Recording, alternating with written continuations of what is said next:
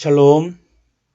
오늘 함께 나눌 하나님 말씀은 잠언서 30장 7절로부터 9절 말씀입니다. 함께 하나님 말씀 합독하겠습니다. 주님께 두 가지의 간청을 드리니 제가 죽기 전에 그것을 이루어 주십시오. 허위와 거짓말을 저에게서 멀리하여 주시고 저를 가난하게도 부유하게도 하지 마시고 오직 저에게 필요한 양식만을 주십시오. 제가 배가 불러서 주님을 부인하면서 주가 누구냐고 말하지 않게 하시고 제가 가난해서 도둑질을 하거나 하나님의 이름을 욕되게 하거나 하지 않도록 하여 주십시오.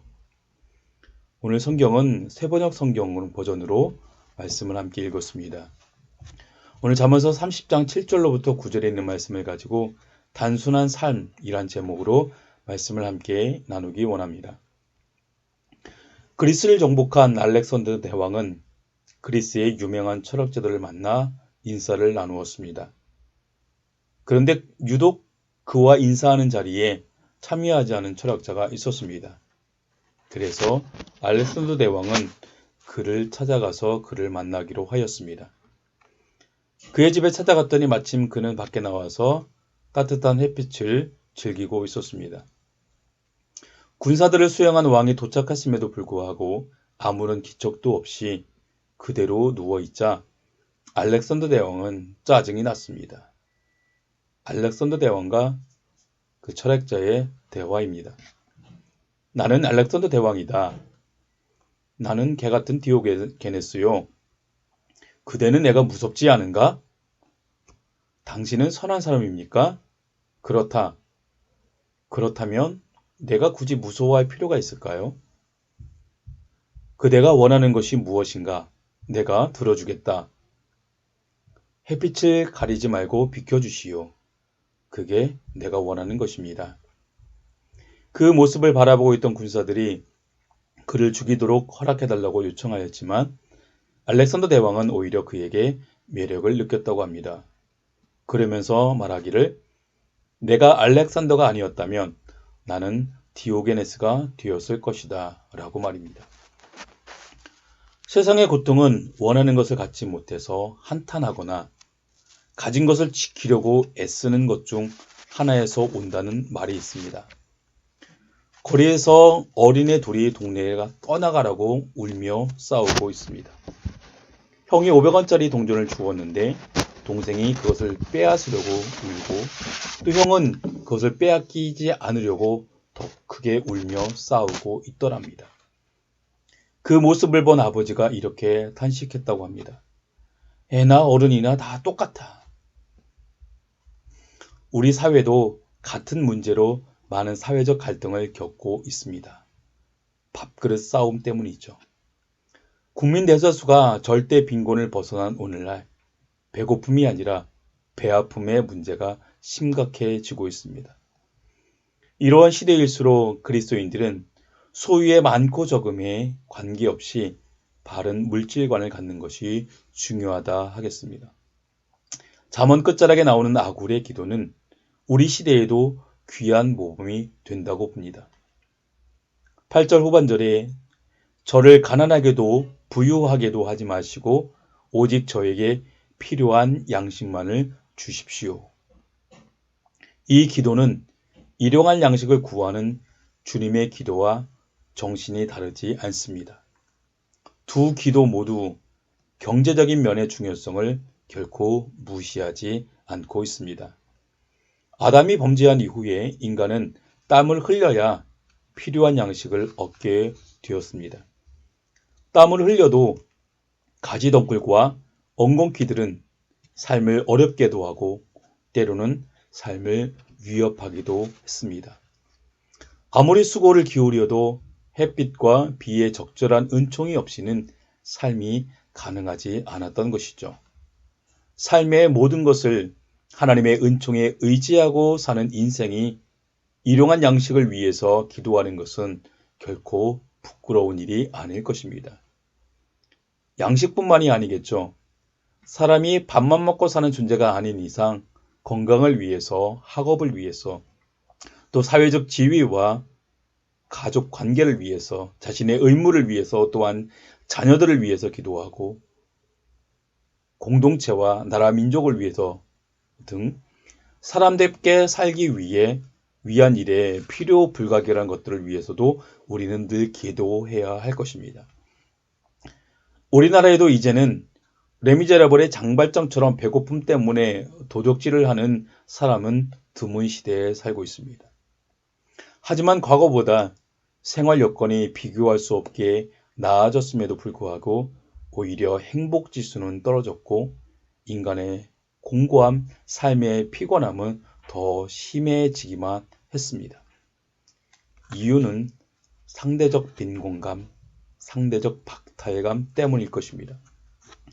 이로 인해 사회적 공감대가 깨어졌고 극심한 경쟁에 시달리다 보니 너나 없이 성공을 위해서 수단과 방법을 안 가리는 분위기가 팽배해져 갔습니다. 남부러울 것 없는 인류 대학의 대학원생이 교수의 컴퓨터를 해킹해서 수석을 유지하다 발각된 사건이 있었는데 이는 한 가지 예라 할 수 있을 것입니다. 사람이 욕심에 사로잡히면 어떻게 노예가 되는가를 보여주는 좋은 예가 있는데요. 미국의 한 회사가 파나마로 공장을 옮겼는데 노동자를 모으기 위해서 다른 곳에서 주는 임금의 2배 정도를 주었다고 합니다. 그런데 그곳에서 일하는 노동자들에게는 또 다른 문제가 발생이 되었습니다. 그 노동자들은 한 주 일만 일하면 그 돈으로 한 달을 살 수 있기 때문에 계속적으로 일을 하려고 하지 않았다는 것입니다.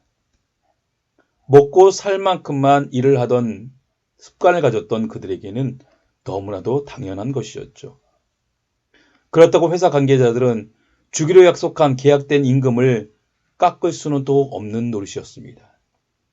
고심 끝에 나온 해결책이 무엇인가 하면 유명 백화점인 시어즈 백화점에 카탈로그를 그들에게 나누어 주고 물건을 사는 편의를 제공했다는 것이죠. 그랬더니 미국제 물건을 사기 위해서 시간의 근무, 오버타임을 자원하는 사람이 줄을 서더라는 것입니다. 이것은 비단 파나마의 노동자들만이 아니라 바로 우리들의 이야기일 수 있습니다. 많은 이들이 탐욕에 빠져 삶이 왜곡되어지고 경국에 가서는 후회한 인생을 살았다라고 고백하는 것을 보게 됩니다. 성경은 돈을 사랑함이 일만하게 뿌리라고 이야기하고 있습니다. 사도 바울은 디모데전서 6장 17절에서 말합니다. 정함이 없는 재물에 소망을 두지 말라고 말입니다. 재물은 날아가 버릴 수 있고 누리기 전에 죽을 수도 있기 때문입니다. 다행히 무병장수하여 오래오래 모든 것을 누린다 한들 그것이 인간의 궁극적인 갈망을 채울 수는 없다는 것입니다. 도리어 먹고 입을 것이 있으면 족한 줄로 알라라고 이야기하고 있습니다. 오직 저에게 필요한 양식을 주십시오 라는 기도에는 탐욕으로부터 우리를 풀어주는 지혜가 담겨 있다라고 말할 수 있습니다. 수년 전부터 미니멀 라이프, 심플 라이프라고 해서 삶의 불필요한 부분을 줄여서 간소하고 단순하게 사는 것에 대한 이야기들이 들려지고 있습니다. 사실 단순한 삶을 살아가야 한다고 주장한 것은 근래의 일은 아닙니다. 1895년 프랑스의 샤를 와그너 목사는 단순함은 기술이 아니라 마음가짐이다 라는 부제를 가진 단순한 삶이라는 책을 썼습니다. 그 책에서 그는 이렇게 이야기합니다. 단순함은 일종의 정신 상태다. 단순함은 우리 삶에 활기를 불어넣는 핵심 의지에 있다. 인간은 자신이 원하는 존재 방식에 가장 큰 관심을 기울일 때, 다시 말해서 아주 솔직하게 그저 한 인간이고 싶을 때 가장 단순하다고 이야기하고 있습니다. 단순한 삶이야말로 예수 그리스도의 제자답게 사는 길이라 여겨집니다. 특히 오늘날과 같이 탐욕과 소비와 허영으로 둘러싸인 세속적인 문화가 팽배한 현실 속에서 복음을 몸으로 살아내는 길이 아닐까 생각됩니다. 이 기도에 담긴 단순한 삶의 풍요가 무엇인지 모르는 사람은 결국은 물질과 원하는 것을 최대한 많이 소유하는 것에서 만족을 찾게 될 것이고, 그렇지 못할 경우에는 만족을 얻기 위해 시궁창에 들어가는 것도 마다하지 않을 것입니다. 하나님이 지은 세상의 아름다움을 감사로 누리며 만족할 줄 알아야 합니다. 바울처럼 아무것도 없는 자와 같으나 모든 것을 가진 자요, 모든 형편에서 자족하기를 배우며 삶을 살아갈 때에 하나님의 사람으로서의 자긍심을 갖게 될 것입니다. 탐욕에서 해방되어 매사에 절제하되 일용할 양식을 감사히 받고 주신 바 재물을 선용해야 할 것입니다. 단순한 삶은 하나님의 나라를 위해 관대하고도 기꺼이 나누는 봉사의 삶일 것입니다. 탐욕을 넘어설 수 있는 기독교적 성숙한 문화는 믿음으로 말미암아 단순한 삶을 은혜로 받아 감사로 누릴 때만 이루어진다 할 수 있습니다.